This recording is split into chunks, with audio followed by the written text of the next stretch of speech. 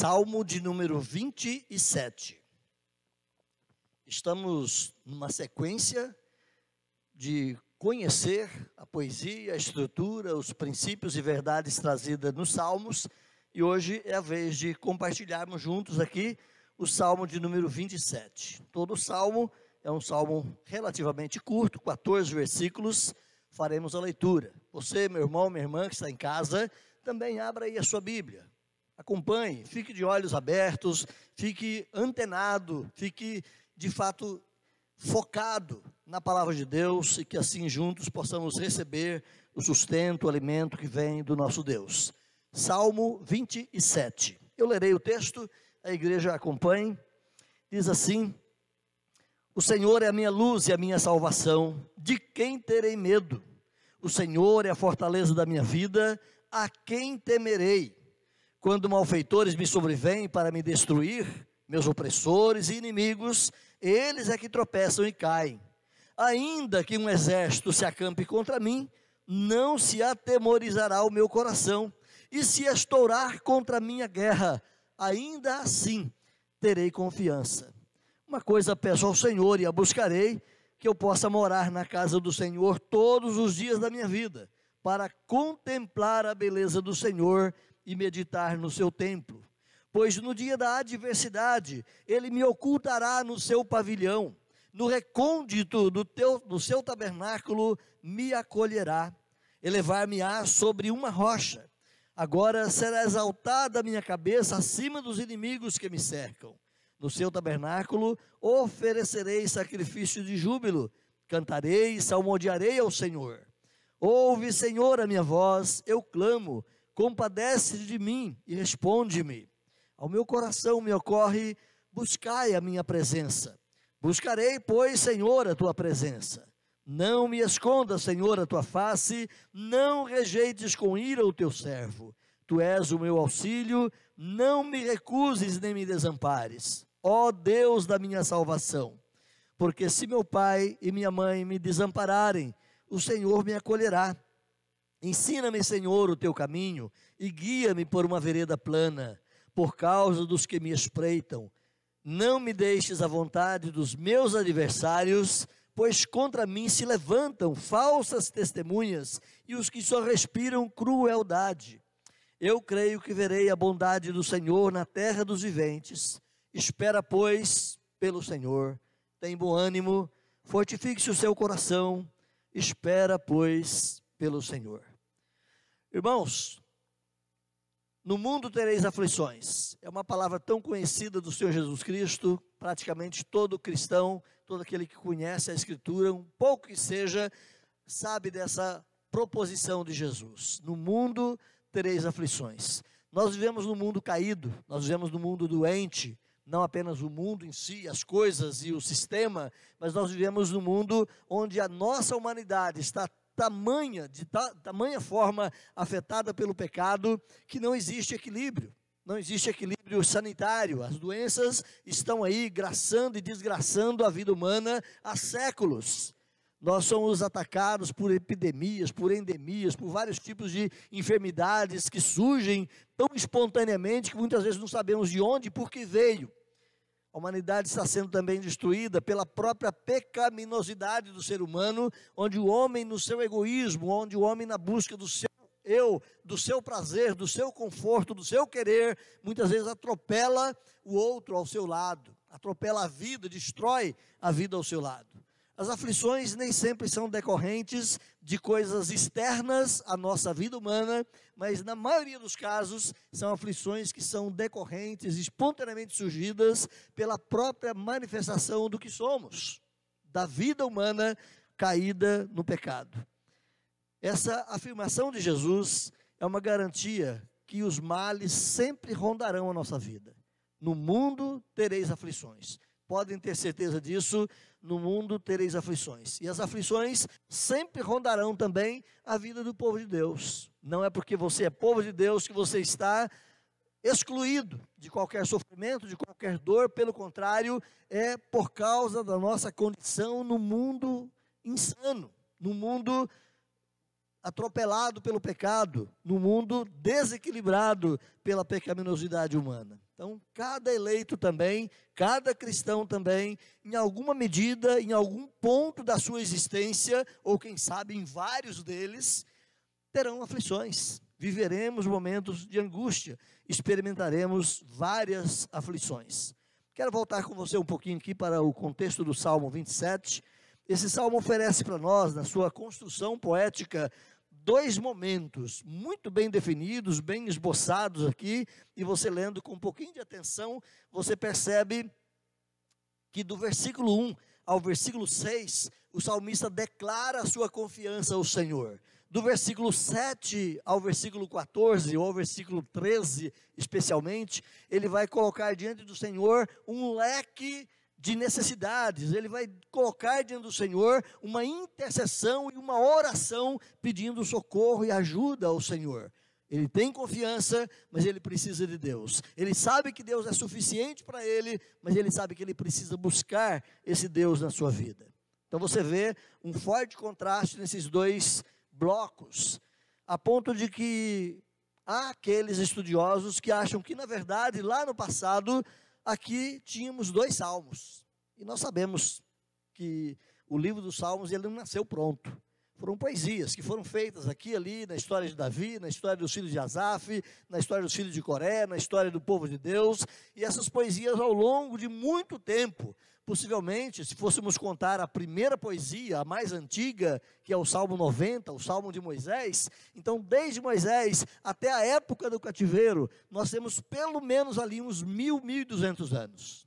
Então essas poesias estão construídas aí, ou feitas aí, ao longo desse período todo, e num dado momento alguém reuniu todo esse material e organizou e editou e colocou títulos nesses materiais para fortalecimento, para adoração e para congraçamento também do povo de Deus. Então, alguns estudiosos entendem que esses salmos eram dois e que lá no passado, no período da edição, alguns vão entender que o sacerdote Esdras, o grande reconstrutor do templo em Jerusalém, depois do cativeiro, alguns vão entender que Esdras, então, foi esse editor, esse que colocou em ordem todas essas poesias e tantos outros textos bíblicos também. Então, dado esse contraste tão marcante que você tem, dos versos 1 a 6 e dos versos 7 ao 14, mais amplamente, alguns têm afirmado que existe aqui, então, dois salmos. O Salmo 27, meus irmãos, ele apresenta aqui a expressão do poeta como rei de Israel. Certamente, o rei estava aqui diante de possíveis ataques de inimigos, diante de pessoas que poderiam atingi-lo, seja uma nação vizinha que estava fazendo frente a uma guerra, ou sejam pessoas dentro do próprio reino que estavam afrontando a liderança e o governo do rei. Então percebe-se aqui um quadro de natureza militar. Você pode olhar especialmente o versículo de número 3, ainda que um exército. Parece que Davi estava vendo os exércitos inimigos se organizando, quem sabe, para uma tentativa contra o seu reino, e ele vai dizer que ainda assim ele vai ter confiança, ele vai saber que o Senhor é o Todo-Poderoso na vida dele. João Calvino, o grande reformador lá do século XVI, considerando as ações de graças que misturam-se aqui nessa poesia e revelam que o salmo foi composto a partir desse livramento ou desse socorro de Deus. Ele então vê essa ação militar de Davi, mas ele olha também já, depois da ação, Davi cantando louvores e rendendo glórias ao Senhor, dizendo para ele mesmo: Israel, espere no Senhor. Davi, espere no Senhor. Deus, aguarde que o Senhor tem livramento para você. Então, embora se perceba aqui, meus irmãos, esse clima de luta, esse clima de vitória, misturado aqui nesse processo de confiança e pedido de socorro, não se tem exatamente no Salmo algumas informações mais precisas para a gente poder alocá-lo num ponto exclusivo da vida de Davi. Quando realmente foi que Davi escreveu este Salmo? Alguns salmos são fáceis, são mais simples, e você consegue, conhecendo a história de Davi, lembrar, não, esse salmo foi composto aqui nesse período, ele se encaixa nesse período da vida do rei Davi. Mas nesse Salmo 27 nós não temos algumas pistas históricas ou de acontecimentos próprios da vida de Davi, que nós pudéssemos então alocar o Salmo ali naquela configuração histórica.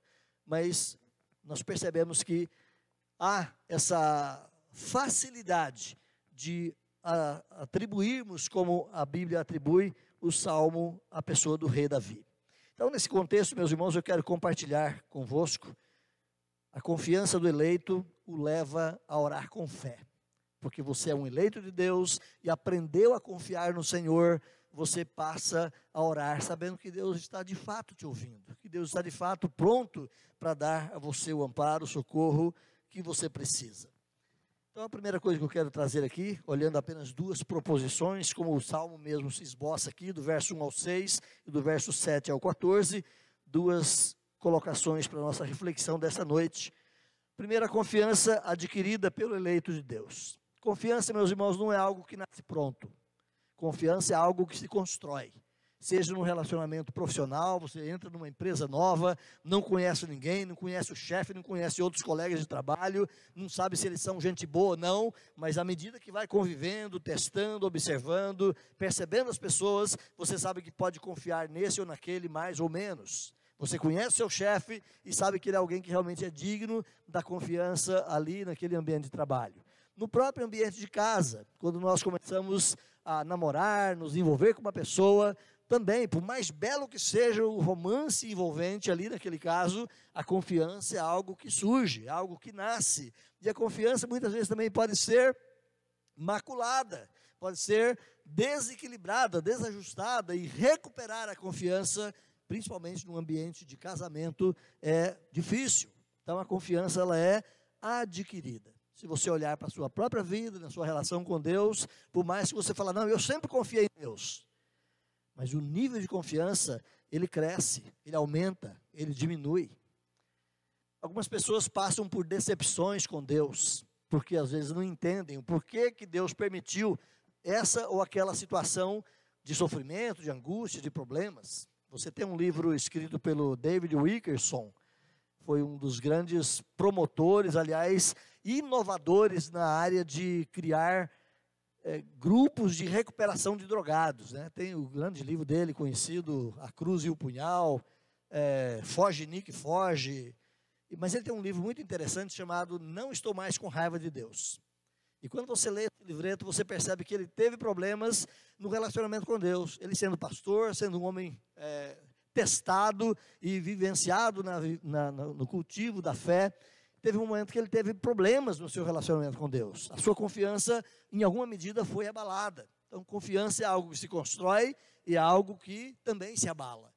E exatamente nesse sentido que nós falamos aqui, que a confiança, ela é adquirida pelo eleito de Deus. Você recebe fé quando você é alcançado pela graça em Cristo Jesus, mas essa fé precisa ser fortalecida.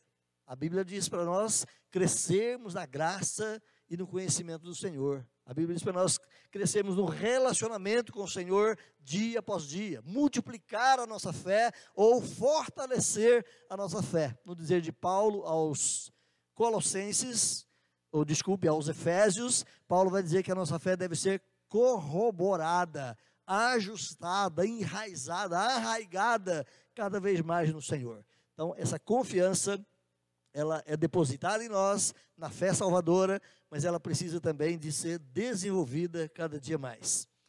Considera-se aqui, meus irmãos, não o jovem rei, não o menino que matou o gigante, não o jovem que matou o gigante Golias, mas considera-se aqui Davi, o velho, Davi, o rei experimentado, Davi, aquele que agora já tinha vivido muitos anos, enfrentado tantas batalhas, tantas lutas, tantas dificuldades, e ele tinha sua confiança treinada, fortalecida no Senhor.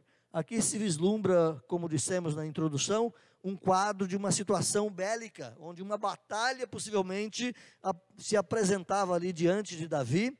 Ele e seu país estariam enfrentando sérios ataques de pessoas de fora, mas a sua confiança estava no Senhor dos exércitos. E Davi podia então encorajar a si mesmo, encorajar os outros do seu reino, para que eles tomassem alento e tivessem esperança no Senhor. Mais uma vez, volte aí para o versículo 3, quando ele diz, ainda que, mesmo que um exército se acampe contra mim, o meu coração vai estar tranquilo, ele não se atemorizará, se estourar contra mim uma guerra, exércitos vierem invadindo a nossa terra, ainda assim eu terei confiança. Então, nesse ambiente de hostilidade, possível guerra surgindo, um conflito vindo contra ele, Davi podia acalmar o seu coração com essa confiança que ele havia adquirido no Senhor.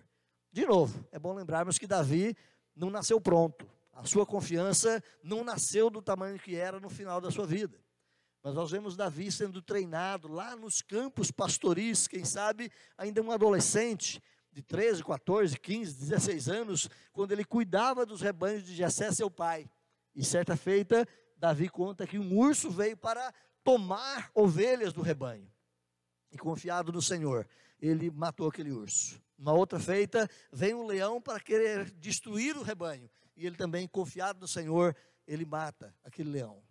Imagine um adolescente, um jovem, enfrentar um animal feroz e saber que Deus estava ao lado dele. Então essa confiança Davi depois vai ensinar para nós quando ele confronta e enfrenta o gigante Golias. Ele vai dizer para Saul: Senhor, eu tenho experiência, eu já enfrentei um leão, já matei um urso, eu sei que Deus pode me socorrer.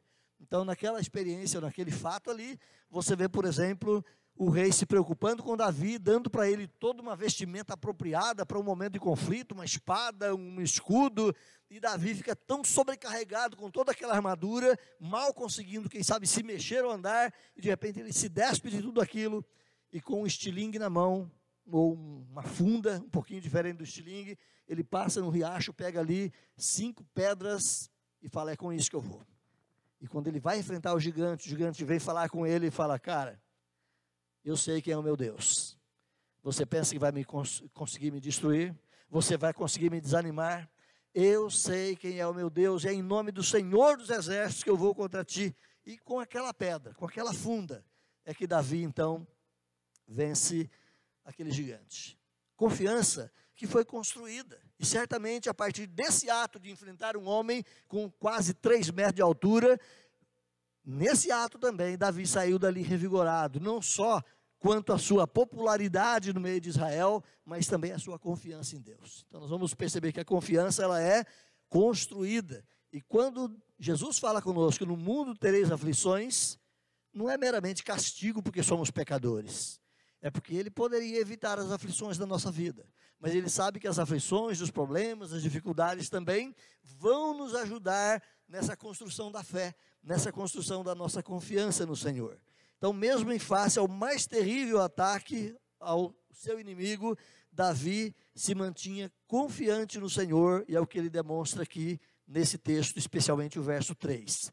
Diante desse espectro de um conflito, Davi sumaria aqui 3 palavras que são extremamente importantes também para a gente perceber a confiança dele. Volta para o versículo 1. Olha o que diz o versículo 1. O que Deus é para ele? O Senhor é a minha luz. O Senhor é a minha salvação. O Senhor é a fortaleza da minha vida. Então, depois de fazer essas 3 afirmações, ou junto com essas 3 afirmações, ele tem 2 perguntas no mesmo versículo. De quem terei medo? A quem temerei? Meus irmãos, luz, salvação e fortaleza. Dentro desse contexto de enfrentamento, é possível então que o termo luz aqui portasse aquela ideia de aquele matiz militar. Deus é a luz não só de iluminar o dia e a vida, mas Deus é a luz de dar conhecimento, a capacidade de saber como enfrentar o exército inimigo. Olha o capítulo 18, volta lá para o Salmo 18. Nós já passamos pela exposição desse Salmo um tempo atrás, mas convido você a olhar de novo o Salmo 18. Olhe especialmente o versículo 28 e 29. Porque fazes resplandecer a minha lâmpada, o Senhor, meu Deus, derramará luz nas minhas trevas, pois, olha a conclusão que ele chega, porque Deus é luz na minha vida, versículo 29, eu desbarato exércitos, porque Deus é luz na minha vida, Ele me ilumina como agir, como atuar nas situações de guerra, com meu Deus eu salto muralhas. Então, essa ideia de Deus ser a luz aqui também, no Salmo 27, pode nos arremeter a esse conceito de um momento trevoso, um momento difícil, um momento de luta, de guerra, mas Deus dando iluminação para o poeta ou para o rei Davi saber como vencer aquele momento. Então, num contexto como este, salvação também pode ser equivalente a livramento ou a vitória. Embora salvação, quando a gente pensa em salvação, depois de toda a Bíblia escrita, normalmente nos arremetemos a quê? A salvação eterna, a vida eterna. Mas muitas vezes a palavra salvação, esse substantivo, especialmente no Velho Testamento, nem sempre ele está pensando em salvação da alma. Nem sempre ele está pensando em salvação para um livramento ou para a eternidade. Então, muitas vezes essa palavra salvação, especialmente no Velho Testamento, traz aqui essa ideia de um livramento, de um socorro, de uma ajuda numa situação difícil. Então, embora a salvação possa apontar para o livramento do mal, para o livramento da morte, não é errado também eu e você aplicarmos que Deus também é a nossa salvação, olhando para esse texto e dizer que Ele é a nossa salvação quanto à eternidade. Fortaleza é a terceira palavrinha que Davi levanta aqui, ainda no versículo 1, Ele é a fortaleza da minha vida. Fortaleza nota a ideia de segurança, a ideia de estabilidade que o Senhor propicia, a proteção que Ele representava para Davi e para o seu povo. Deus sendo a fortaleza, Davi estava dizendo, eu estou seguro. Então, volta-se as perguntas, de modo surpreendente, utilizando-se então desse contexto, afirmando três realidades nesses substantivos que ele traz aqui, luz, salvação e fortaleza, ele joga duas perguntas aí no meio. Se Deus é isso para mim, de quem eu terei medo? Se Deus é isso para a minha vida, a quem temerei? Meus irmãos, isso precisa trazer para mim e para você, como eleitos, como alcançados pela graça de Deus também, essa mesma segurança. Nada pode nos trazer medo, nada pode nos trazer insegurança quanto a essa confiança em Deus. Quando nós olhamos para os crentes do Novo Testamento, especialmente o período mais primitivo da igreja, embora isso continue acontecendo em toda a história, você vai ver exatamente cristãos que adquiriram confiança tamanha no Senhor e mesmo diante da morte. Seja Paulo tendo a sua cabeça decepada, seja Pedro crucificado de cabeça para baixo, seja André crucificado num X, seja Tiago sendo arrancado o couro do seu corpo com ele vivo, seja qualquer um dos apóstolos ou outros tantos cristãos que enfrentaram a morte de forma tão estúpida, eles podiam dizer, isso não me assusta. Você conhece a história de Policarpo, aquele velhinho que foi discípulo de João, bispo de Esmirna, lá na época, logo depois da escrita do Apocalipse, possivelmente no ano 106, Policarpo, com 86 anos, ele é alcançado pelo Império Romano, pessoas delatam que ele é um cristão, ele é colocado numa situação de julgamento, mas o executor dele fala, Policarpo, você já é um velhinho, você já está partindo para outra vida, viva os seus últimos dias em paz. Nega esse Cristo, nega essa sua fé, viva, rapaz, viva esse tempo que você tem. E ele vai dizer, olha, nesses 86 anos, eu conheço Jesus, e ele nunca me decepcionou. Eu também não vou decepcioná-lo. Eu posso confiar nele, mesmo que vocês acendam essa fogueira. Ele morre queimado, vivo, cantando louvores a Deus. Então, muitas vezes nós achamos que são feitos tão miraculosos de Deus lá no passado. Mas para cada morte, meus irmãos, que o medo, quem sabe, poderia alcançar o eleito, a sua confiança se volta para o Senhor. Então, o cristão ele pode realmente ter essa confiança e essas perguntas iniciais do salmista, a quem terei medo, ou de quem terei medo, a quem temerei, essas perguntas do salmista, certamente estão aí também na sua vida, no seu coração, numa fé que nasceu doada pelo próprio Senhor, e certamente ela vai se fortalecendo dia a dia. No hebraico, quando você olha para o texto original, versículo 2 especialmente, ele é tomado de forma literal e indica, aqui na nossa versão, malfeitores que vêm para me destruir.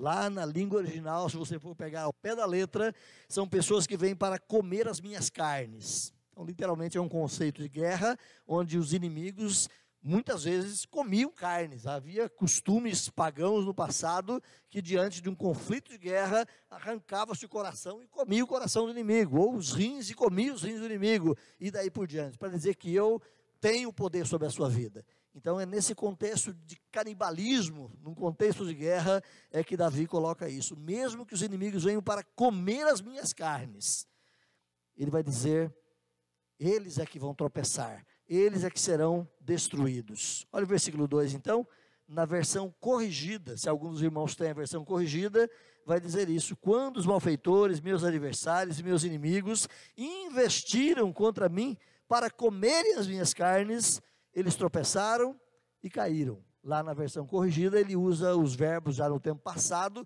como se essa libertação já tivesse acontecido. Como o animal selvagem devora sua presa, eles também tinham esse hábito de devorar a carne dos seus inimigos, ou seja, efetuando uma destruição total, provando que tinha todo o controle sobre aqueles a quem eles conseguiam. Mas Davi está dizendo, Deus, o Senhor, Yahvé Todo-Poderoso, vai fazer com que eles tropecem, com que eles caiam, e ao invés de eles devorarem a minha carne, eu é que terei vitória sobre eles. Então a ideia aqui é que os soldados de Davi reagiram naquele momento e acabaram com os inimigos. Que Deus se pôs ao lado dos soldados, fez as suas lanças encontrarem os alvos, as setas atingirem os inimigos, e aquela vitória foi dada a Davi, foi dada ao povo de Israel. Meus irmãos, houve intervenção divina na batalha e os assassinos potenciais foram executados. Essa é a certeza e a confiança que Davi passa aqui. Aí ele volta para o versículo 3 com essa afirmação tão bela, de uma confiança tão tremenda. Ainda que a guerra venha, ainda que os meus inimigos surjam com essa intenção, eu não tenho medo. Deus é o socorro, Deus é a fonte da minha segurança. Nós estamos no Brasil há mais de 100 anos sem saber o que é guerra. A gente sabe o que é guerra pelos filmes, pelas histórias de outros países, mas nós não temos essa condição de experimentar a guerra.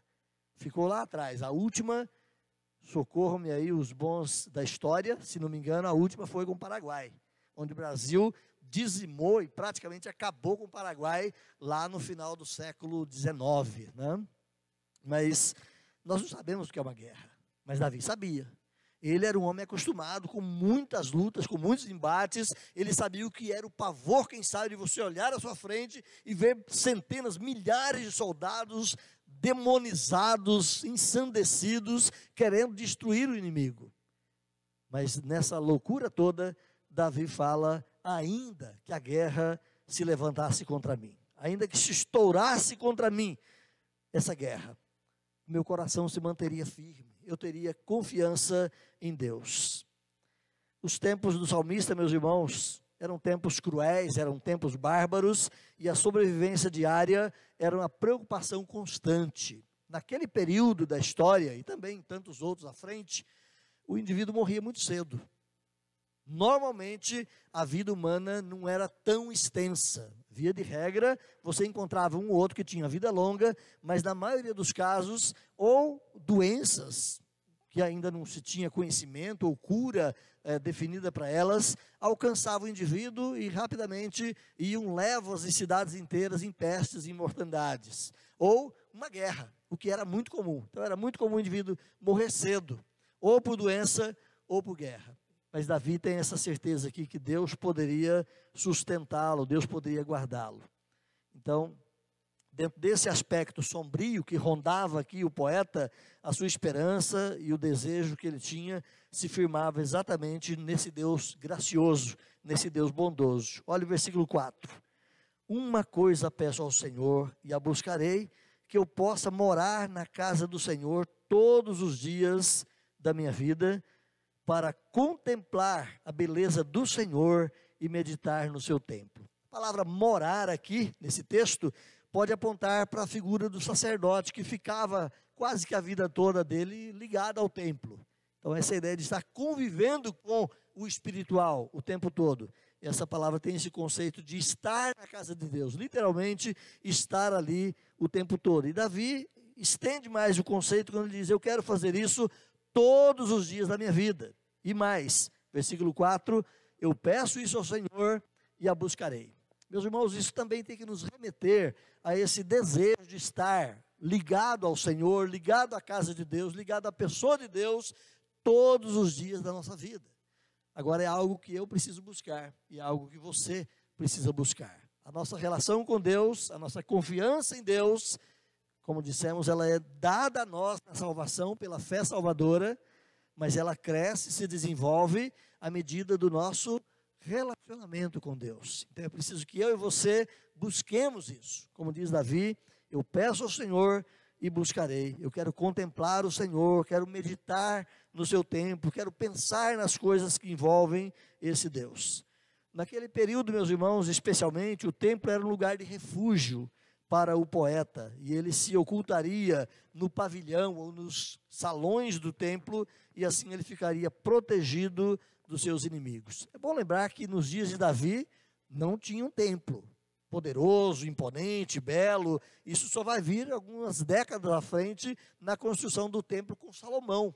Davi mesmo não tinha esse aconchego de estar numa casa fortalecida, mas ele sabia que ali, aquela tenda construída para abrigar a arca, ali era um lugar de segurança, porque ali era a representação da pessoa de Deus. Então eu quero estar nesse lugar, onde Deus se manifesta. Olha o versículo 5. No dia da adversidade, ele me ocultará no seu pavilhão, e no recôndito, ou seja, no mais íntimo do seu tabernáculo, ele me acolherá e me elevará sobre uma rocha. Então esse termo pavilhão é traduzido por algumas versões como abrigo.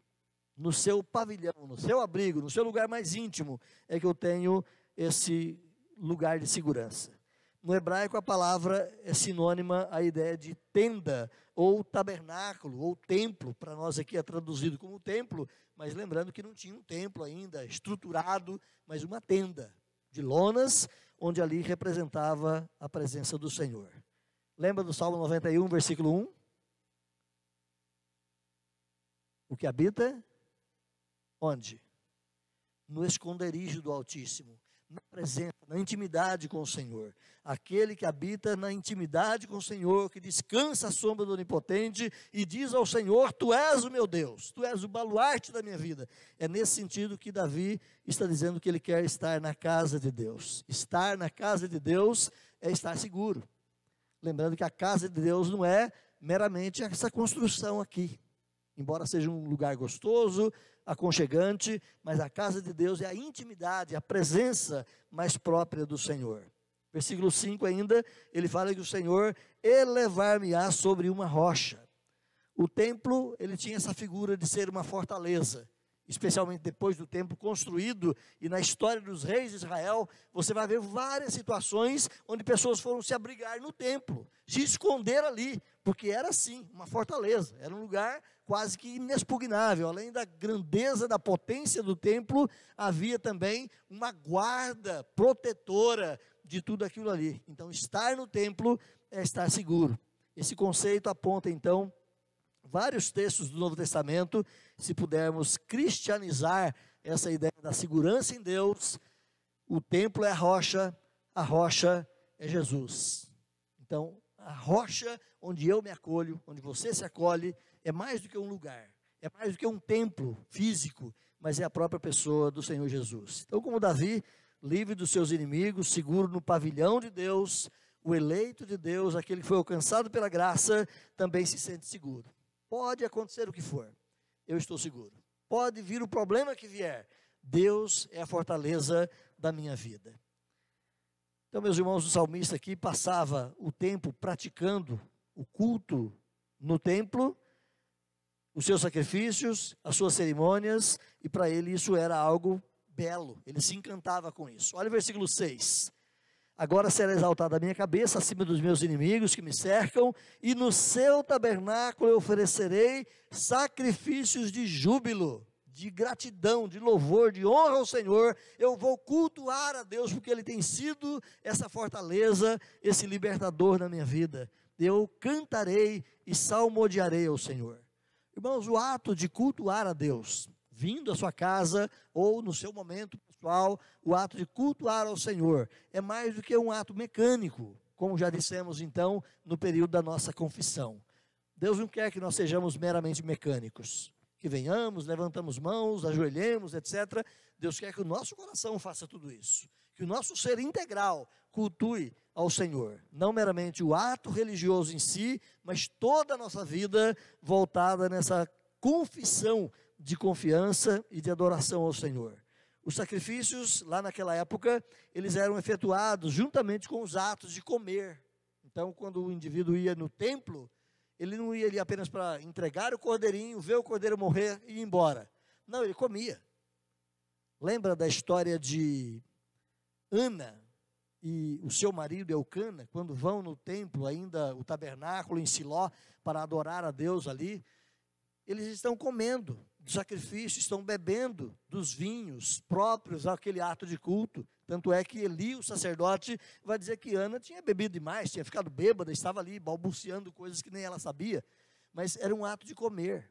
Quando você caminha um pouquinho mais à frente, o menino Samuel, filho de Ana, agora já morando no templo, diz que os filhos de Eli eram tão execráveis, tão terríveis, tão não bem vistos por Deus, que eles, ao invés de dar a carne para o ofertante, enquanto o ofertante estava ali, quem sabe, cozinhando, assando o seu churrasco com a carne do sacrifício, eles iam lá e tomavam as melhores carnes, ao invés de deixar o ofertante participar desse ato de celebração. Então, o sacrifício também era ligado, o culto também era ligado ao ato sacrificial, mas era ligado também ao ato de comer e festejar.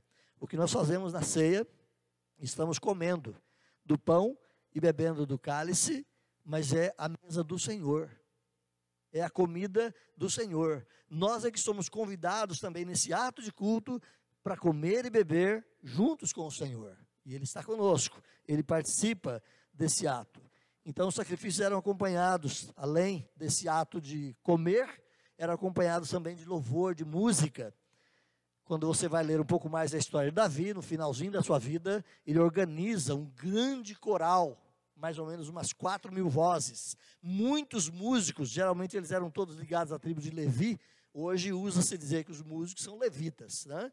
Mas o levita não era só músico, tinha levita que era para rachar lenha, era para acender o fogo, era para limpar a grelha, era para cuidar da churrasqueira do templo o tempo todo. Então levita não é só músico não, né? Só para jogar fora um pouco essa ideia, mas o ministério da música era altamente envolvido. Por isso Davi fala: eu vou cantar e vou salmodiar ao Senhor nesse momento de adoração.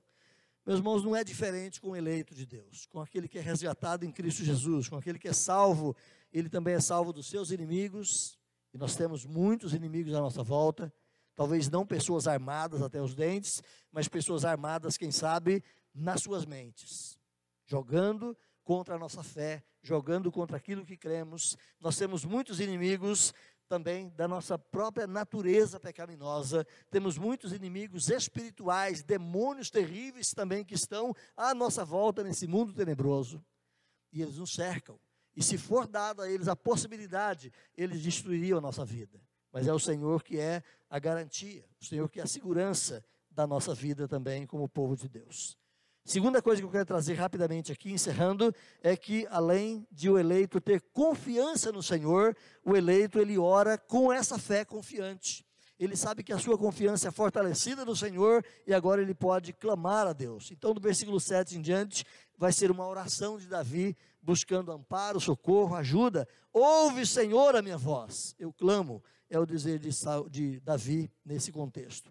Parece então que abruptamente aquela atmosfera de confiança em Deus, de culto, de alegria, é virada para um momento de angústia e de clamor ao Senhor. O salmista se volta para a sua necessidade e passa a abrir o coração, clamando ajuda a Deus. Pela entonação do salmo, a gente percebe que de repente o poeta se volta da ideia de um campo de batalha, onde a luta é ferrenha, ele corre risco, mas o Senhor é o seu libertador. Ele se volta dessa ideia de um campo de batalha e se coloca no templo, ajoelhado, pedindo socorro, pedindo ajuda a Deus. Olha o versículo 7, ouve, Senhor, a minha voz, eu clamo, compadece de mim, responde-me.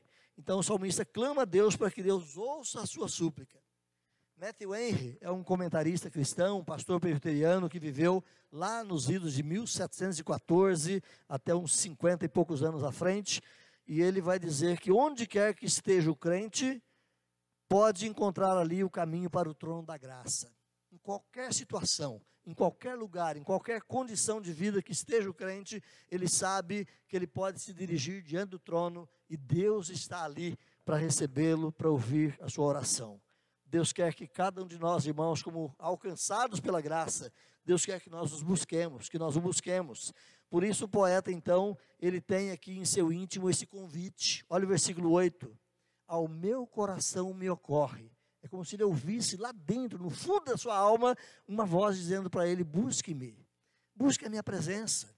Ele sentisse Deus tocando o profundo do seu coração com esse desejo de buscar o Senhor, e ele vai dizer a Deus: Senhor, buscarei, Senhor, a tua presença.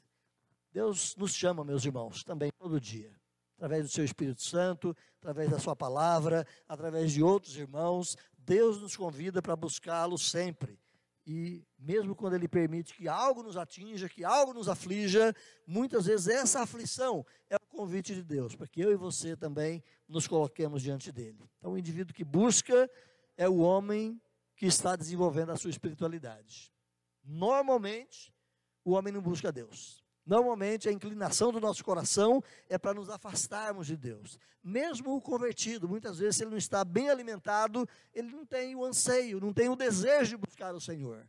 Mas aquele que está alimentado, fortalecido, com a sua fé confiante no Senhor, o seu coração sempre vai chamá-lo: busque a minha presença. É Deus falando conosco. Buscarei, pois, Senhor, a tua presença. Calvino também, comentando esse texto, ele dizia que assim que ouvirmos Deus se nos apresentando, respondamos confiantemente com amém.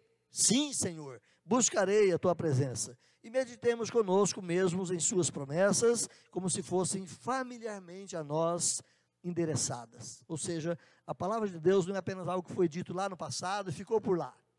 A palavra de Deus aqui para mim, é vida, é verdade, é promessa, não só do passado, mas também para cada um de nós alcançados pela graça de Deus. Por isso que é muito simples, especialmente nos Salmos, nós nos encantarmos com a palavra e dizemos: gente, isso é para mim. Deus está falando comigo aqui nesse texto. Mas não só os Salmos, toda a palavra de Deus é a voz de Deus ao meu e ao seu coração. Versículo 9. Não me esconda, Senhor, a tua face, não rejeites com ira o teu servo, o Senhor é o meu auxílio, não me recuses, ó Deus da minha salvação.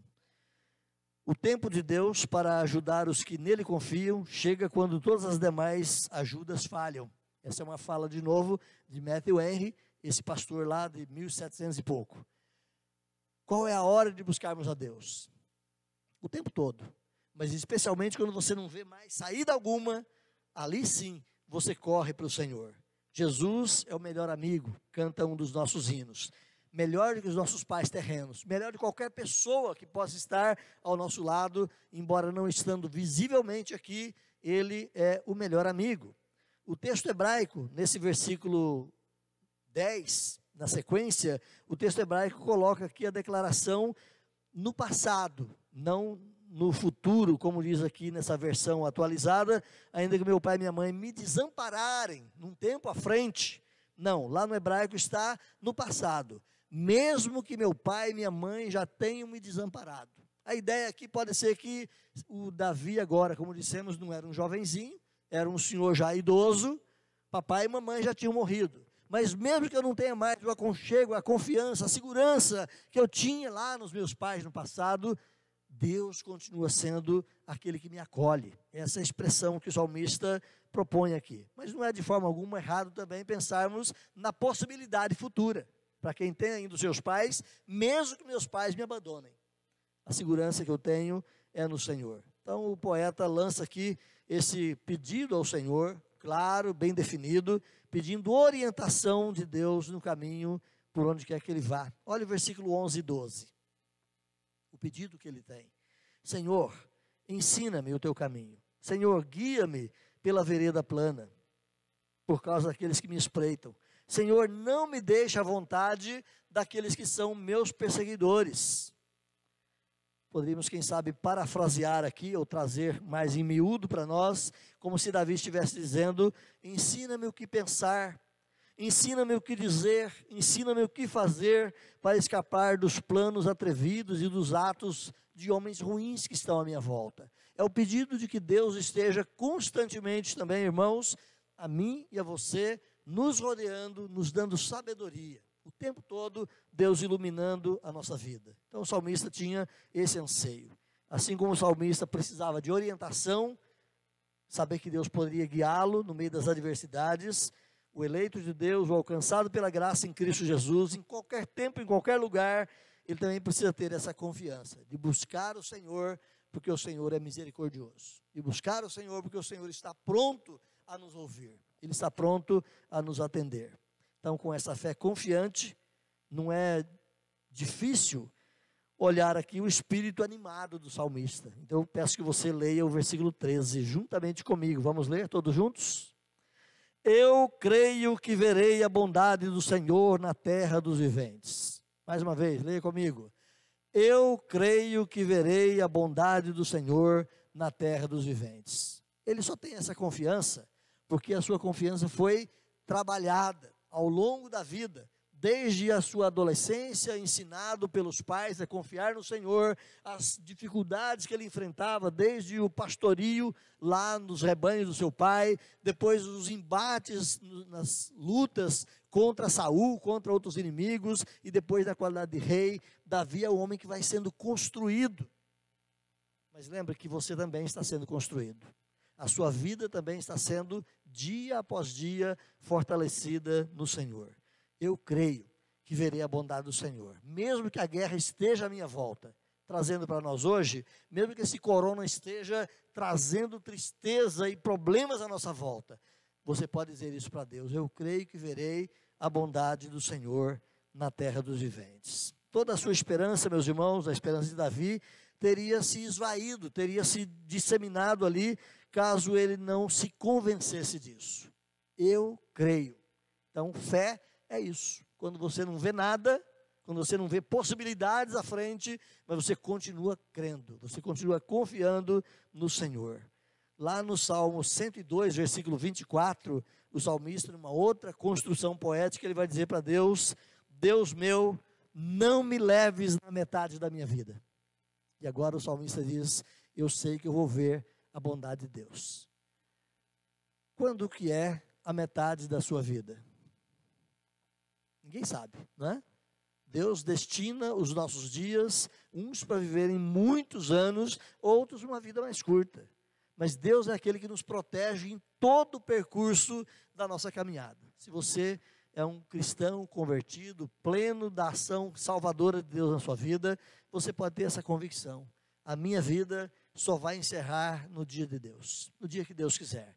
Ele não vai me colher antes, porque eu vou viver nessa confiança, nessa segurança com Ele. O poeta lança, terminando aqui, meus irmãos, o Salmo, ele lança um apelo a todos aqueles que ouviam, ou quem sabe aqueles que o leriam futuramente, para que seguissem o seu exemplo. Olha o versículo 14, é um desafio para mim, um desafio para você. Espera pelo Senhor, continue confiando, continue esperando pelo Senhor, tenha bom ânimo. Muitos de nós, irmãos, ou muitos cristãos, nesse momento que estamos vivendo, momento triste, momento terrível, muitos de nós perdemos a esperança. Será que eu vou ser acometido pelo coronavírus? Será que eu vou ter os meus dias colhidos agora? Será que isso vai me alcançar? Muitos de nós estamos numa neura terrível no meio de tudo isso. E há muitos cristãos que ficam apavorados. Mas é preciso esperar pelo Senhor. É preciso ter bom ânimo, saber que Deus cuida e ampara cada um de nós. Portanto, fortifique-se o seu coração, é a palavra do salmista. A repetição da palavra espera acontece aqui no Salmo. Primeira frase, espera pelo Senhor. Última frase, espera pelo Senhor. A repetição aqui dá a ideia, meus irmãos, de fortalecer o apelo, para que eu realmente tenha essa certeza. Confie no Senhor, espere no Senhor, porque Ele é o Deus que pode dar o sustento para a sua vida. Meus irmãos, terminando aqui, o eleito de Deus, aquele que é alcançado pela graça salvadora em Cristo, ele recebe a fé. Fé é confiança em Deus. Ele recebe isso lá no seu novo nascimento. Mas fé e confiança em Deus também precisa ser desenvolvida, fortalecida, exercitada na nossa vida dia a dia. Essa esperança impede que nós desfaleçamos enquanto estivermos submetidos, quem sabe, a problemas e calamidades. Lembra da palavra de Jesus? No mundo tereis aflições, mas tende bom ânimo. A certeza de que Ele pode nos dar essa tranquilidade, mesmo no meio dos problemas, no meio das lutas. Tenha bom ânimo, fortaleça o seu coração, espera no Senhor. O cristão, enquanto ele peregrina aqui nessa vida, ele deve então viver fortalecido, não nele mesmo, não numa autoconfiança, mas numa confiança em quem é o seu Deus. Tinha um grupo musical de Uberlândia, isso há uns 40 anos atrás, e eles cirandavam Brasil afora aí cantando, ajudando o povo de Deus na adoração, e eles tinham uma canção, não me lembro a letra toda da canção, mas perguntava ou afirmava: o importante não é grande fé, veja o tamanho do seu Deus. O importante não é você ter uma fé extremamente gigante, quem sabe como Elias, quem sabe como Daniel. O importante é você ter fé e saber que a grandeza não está em você mesmo, mas que a grandeza e o poder estão no nosso Deus. Então, anime-se, fortifique-se o teu coração, anime outros, ajude outros a se fortalecerem, como diz o versículo 14, espera no Senhor, tenha bom ânimo, fortifique o seu coração, espera no Senhor. Que Deus possa nos ajudar, irmãos, no meio das lutas, problemas, dificuldades que vemos, que vivenciamos, que Deus possa nos ajudar a manter o coração confiante nele. Que possamos então orar como Davi: Senhor, ouve a minha oração, sabendo que Ele está conosco, sabendo que Ele caminha conosco, sabendo que Ele não nos desampara. Mesmo que as lutas venham, mesmo que os mares sejam revoltos na nossa vida, mesmo que passemos por tribulações, tenha bom ânimo, confie no Senhor. Esse é o recado que nós temos de maneira tão graciosa nessa poesia de Davi.